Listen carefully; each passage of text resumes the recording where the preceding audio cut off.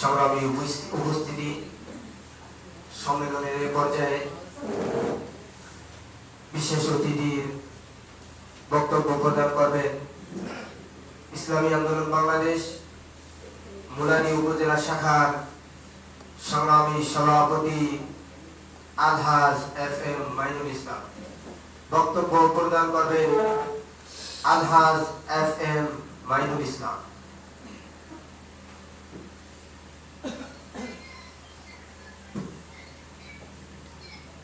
আসসালামু আলাইকুম ওয়া রাহমাতুল্লাহি ওয়া বারাকাতুহু। ইসলামী ছাত্র আন্দোলন বাংলাদেশ মুলানী উপজেলা শাখার 2024 সেশনের কমিটি গঠন অনুষ্ঠানের ছোট ভাই সভাপতি আজকে মঞ্চে উপস্থিত থাকার কথা ছিল প্রধান অতিথি হিসেবে আমাদের উপাধ্যক্ষ মাওলানা সিরাজুল ইসলাম সাহেবের। তিনি আমার কাছ থেকে আমাকে অনুরোধ করেছেন, যেহেতু তার মাদ্রাসার প্রিন্সিপাল অনুপস্থিত, মাদ্রাসা পরীক্ষা চলে, সেই হিসাবে তিনি ভাইস প্রিন্সিপাল হওয়ার কারণে তাকে মাদ্রাসায় থাকতে হয়েছে। তিনি আপনাদের কাছে তার পক্ষের থেকে তার সালাম পৌঁছানোর জন্য বলেছেন। এছাড়া ইসলামী আন্দোলন বাংলাদেশ মুলানী উপজেলা শাখার সহ সভাপতি মাওলানা নেসারউদ্দিন শিকদার সাহেব, তিনি একই সমস্যায়, তারও মাদ্রাসায় পরীক্ষা হলে ডিউটির কারণে তিনিও আসতে পারেন নাই। ছাত্র আন্দোলন ইসলামী আন্দোলন বাংলাদেশের সেক্রেটারি আবুল কাশেম, তারাও ব্যক্তিগত সমস্যার কারণে আসতে পারেন নাই। তবে কি ইসলামী আন্দোলন বাংলাদেশ মুলানী উপজেলা শাখার সভাপতি হিসাবে আমি সকলের পক্ষ থেকে আজকের এই অনুষ্ঠানে আপনার উপস্থিত হয়ে আপনাদেরকে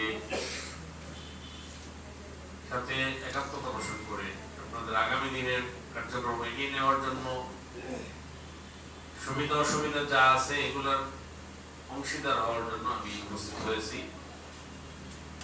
বাকি আমার আপনাদের প্রধান বক্তা ইসলামী ছাত্র আন্দোলন বাংলাদেশ বরিশাল জেলার সংগ্রামী সভাপতি, উনি প্রধান অতিথি হিসাবে আজকে প্রধান অতিথির অনুপস্থিতিতে প্রধান বক্তা এবং প্রধান অতিথি হিসাবে তিনি বক্তব্য রাখবেন এবং কমিটি ঘোষণা করবেন।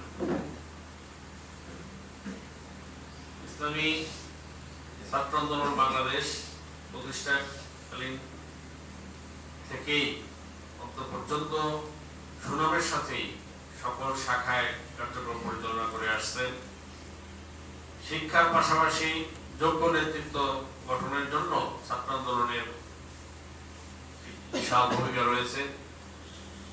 বাংলাদেশের তথাকথিত যত রাজনৈতিক দল আছেন প্রত্যেকেরই ছাত্র সংগঠন আছে। সকল ছাত্র সংগঠন তাদের শুধু নেতৃত্বের মোহে তারা দলাদলি, গ্রুপিং, লবিং, পেশি শক্তি প্রয়োগ, এমনকি অর্থ বাণিজ্য পর্যন্ত তারা করে থাকেন সংগঠনের নেতৃত্বে যাওয়ার জন্য। এর থেকে ছাত্র আন্দোলনের ব্যাপারটা সম্পূর্ণ ভিন্ন। আপনারা জানেন ক্ষমতাসীন রাজনৈতিক দলের ছাত্র সংগঠন, আপনারা শুনে থেকেছেন যে একটা জেলার ছাত্র আন্দোলনের সভাপতি না সেক্রেটারি, তার নাকি 2000 কোটি টাকা তিনি বিদেশে পাচার করেছেন। একটা ছাত্র অবস্থায় ছাত্র সংগঠন করে যদি তার চরিত্রের অবৈধ কালো টাকায় ইনকামের মাধ্যমে যদি তিনি তার চরিত্রকে ধ্বংস করে ফেলে, তার আগামী দিনের জাতি কি নেতৃত্ব আশা করতে পারে? কি বলেন আপনারা? এই গেল জানুয়ারি প্রথম সপ্তাহ 4 তারিখের দিকে ছাত্রলীগের প্রতিষ্ঠা বার্ষিকী গেল। সারা দেশে একটা নীরব চাঁদাবাজি হলো। এর থেকে আমার মূলদেহ কিন্তু আলাদা নয়। এটাকে পুঁজি করে তারা বিভিন্ন ব্যবসায়ীদের ধারণা ধরলো, রাজনীতিবিদ যারা সংশ্লিষ্ট দলের তাদের থেকে একটা মহা উৎসব করলো তারা চাঁদাবাজির মাধ্যমে। তো এর অনেক ত্রুটির থেকেই আলাদা ইসলামী ছাত্র আন্দোলন বাংলাদেশ। এটা বিভিন্ন শিক্ষা প্রতিষ্ঠানে তাদের শিক্ষার মাধ্যমে ভালো ছাত্রত্ব সহ তাদের আমলের মাধ্যমে একটা সকল সংগঠনের নেতৃবৃন্দকে, সকল সাধারণ ছাত্রদেরকে আকৃষ্ট করবে বলে আমি আশা করি। বর্তমান সময়ে মুসলমানদেরকে নিয়ে বিভিন্ন মুখে ষড়যন্ত্র চলছে, তারই অংশ এই শিক্ষানীতির মাধ্যমে ছাত্র সমাজকে ধ্বংস করার ষড়যন্ত্র। মুসলমানদের ঈমান, আকীদা, তামাত্তুন, তাহজ্জুদ এ ধ্বংস করার জন্যই আজকে শিক্ষার মধ্যে বিভিন্ন ধরনের কারিকুলাম ঢোকানো হয়েছে। এটা যদি কোনো মুসলমানের সন্তান অন্তরে দৃঢ়ভাবে ধারণ করে তাহলে তিনি ঈমান নিয়ে থাকতে পারেন না। কাজেই আমি বলবো, আমার বক্তব্য আমি দীর্ঘায়িত করব না। প্রধান বক্তার বক্তব্য আপনারা শুনবেন এবং ঘোষণা আসবে।